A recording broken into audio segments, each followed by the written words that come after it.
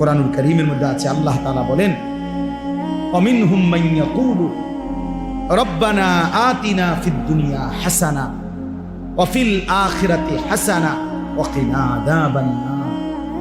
আল্লাহ বলেন, আমার প্রিয় বান্দা তারা বলে, আল্লাহ আমাকে দুনিয়া সবটা দিয়েন না, আমাকে ওইটুকু দুনিয়া দেন যেটুকু হাসানা, যেটুকু পবিত্র, যেটা হালাল, যেটা বৈধ, যেটা উত্তম, যেটা আপনার মর্জি মতো, আমাকে সেই দুনিয়া দেন।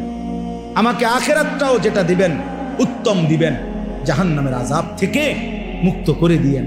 আল্লাহ তাআলা বলেন, যে বান্দা আমার পবিত্র দুনিয়া চায়, পবিত্র আখিরাত চায়, জাহান্নাম থেকে মুক্তি চায়, খোদার কসম আল্লাহ বলছে, উলাইকা লাহুম নাসীবুম মিম্মা কাসাবু, আমার এই বান্দা 24 ঘন্টা যা করবে দুনিয়ায়, আমি সবটার বিনিময় আখিরাতে তারে বুঝাই।